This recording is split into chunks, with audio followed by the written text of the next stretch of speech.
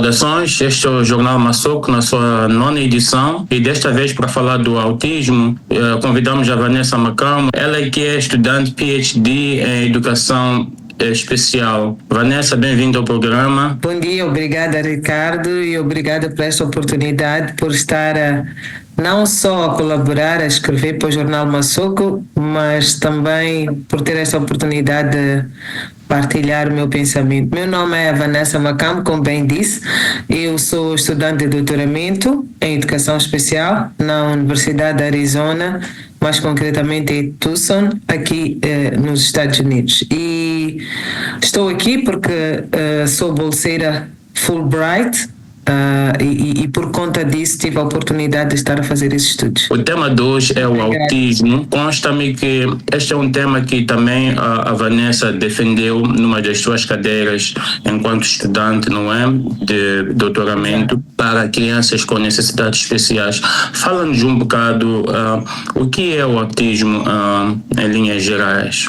Poderia dizer que o autismo é um déficit, normalmente que é persistente, que se manifesta para dificuldade de comunicação ou interação social à volta de diferentes contextos, que podem estar relacionados com o comportamento, podem estar relacionados com o interesse ou podem estar relacionados com a atividade que o indivíduo, com a criança, com o adulto faz. Eu já ia perguntando, quais são as características deste autismo e quais são os critérios para fazer o diagnóstico? Porque senão a gente vê, estava a falar aqui de déficit de interação social, etc., ou a criança é repetitiva naquilo que faz.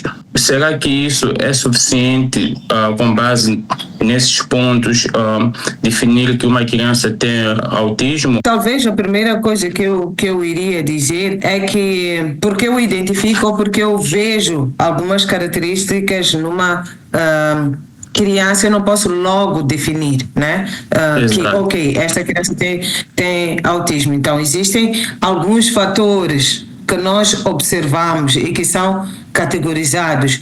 Um deles, por exemplo, se a criança tem uma comunicação não verbal, é algo que vai nos chamar a atenção e vamos começar a prestar atenção. Em termos de relação social, como é que esta criança se comunica? Como é que esta criança, no seu meio, interage? Não é? Isso é um outro aspecto que nós também vamos olhar. Quais são as condições que existem aqui para esta criança?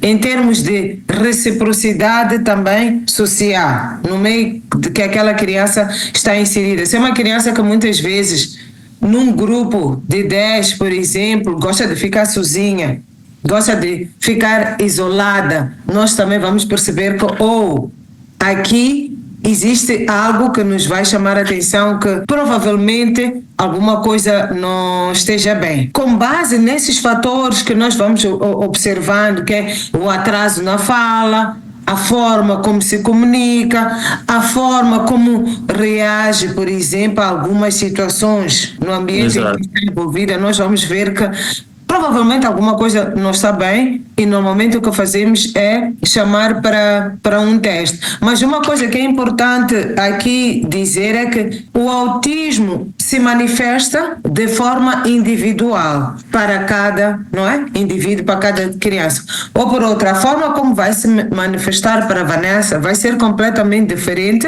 da forma como se vai manifestar para o Ricardo. O autismo tem a ver com desenvolvimento neurológico, não é? Então, há uma desordem no desenvolvimento neurológico. Isso, de alguma forma, vai afetar a forma como eu comunico, a forma como eu aprendo e a forma como eu me comporto. Mas, porque tem a ver com esta deficiência no desenvolvimento, posso dizer assim, vai variar de pessoa para a pessoa. Vou colocar aqui uma questão que talvez esteja um pouco não enquadrada. É que sendo africanos, né, e principalmente moçambicanos como tal, os nossos parentes, ou é tradição em Moçambique, dar um medicamento, chamam medicamento de panelinha às crianças, porque elas mostram-se um pouco tranquilas ou meio que irrequietas ou não são muito concentradas e às vezes ligam isso a questões lunares ou bipolaridade. Terá aqui este autismo uma relação com esse aspecto que eu acabo de referir? Bom, é assim, se terá uma relação ou não, eu acho que primeiro é preciso entender que cada caso é um caso e tem o seu contexto. Nós, no nosso contexto africano, como eu entendo, nós desde cedo procuramos soluções locais para os problemas locais que nós temos. Então, já naquela altura, os nossos avós curavam a malária, curavam a bilis. Eu até hoje, por exemplo, eu tomo água de cacana, não é? Porque acho que ajuda-me a resolver e a fazer limpeza. Então, já naquela altura, e com os tempos, nós aprendemos que alguns medicamentos tradicionais resolviam alguns problemas. Para nós, o remédio da panelinha está associado com o problema da lua, como nós dizemos, né? Tanto que se temos um jovem na idade adulta com um comportamento assim estranho, nós dizemos, você tomou o remédio da panelinha, tomou o remédio da lua, porque isso foi o que, não é? Nos foi incutido desde sempre, talvez para resolver os problemas do nosso jeito. Alguns dos problemas, provavelmente na altura, podiam até ser autismo, mas nós não sabíamos. Como sabe, em Moçambique, pelo menos, só recentemente é que se começou a falar sobre o autismo, não é? E temos, por exemplo, a Associação AMA, que é a Associação Moçambicana de Autistas, que tem estado a divulgar e tem estado a fazer propagandas em relação àquilo que é o autismo. Mas ainda na pergunta do Ricardo, eu diria que existem alguns comportamentos individuais em relação ao autismo. Por exemplo, uma criança autista normalmente vai ter uma limitação no contato visual. Exato. Não é? Ela tem uma limitação no contato visual. Se tens uma conversa com ela, às vezes ela não vai responder ou vai fazer a moda, às vezes aqui de americano, faz uma pergunta, ou nem sequer. Olha, muitas vezes para essa criança autista nós não vamos conseguir perceber as emoções, não é? Quais são realmente os interesses desta criança? Se tem alguma emoção, não conseguimos perceber muito bem, por isso é que às vezes para os pais, e porque não há essa comunicação verbal, fica difícil para eles entenderem, afinal de contas, o que é que está-se a passar. E muitas vezes, exatamente, também têm para responder, podem se tornar ausentes e ter uma limitação ou retardar na resposta, por exemplo, quando são chamadas. Falando nesta interação para os pais ou encarregados de educação que tenham uma criança com essa condição, né, ou deficiência, vamos lá dizer, de responder a certos estímulos ou a convivência social, quais são as práticas que haveria de e dicas para os pais para poderem lidar com este assunto? Talvez antes mesmo de responder a essa questão, eu ia dizer que o motivo pelo qual também decidi fazer esta partilha é que realmente o autismo tem tido um impacto muito grande na vida das famílias. Nós podemos não perceber, mas tem um impacto grande e é real, não é? Muitas vezes os pais estão preocupados, principalmente para aquelas crianças que são não verbais, por exemplo, estão preocupadas com o seu futuro. Se eu não estiver aqui hoje em vida, como é que esta minha criança, não é, vai se safar, ou vai desenvolver, ou vai se enquadrar neste ambiente?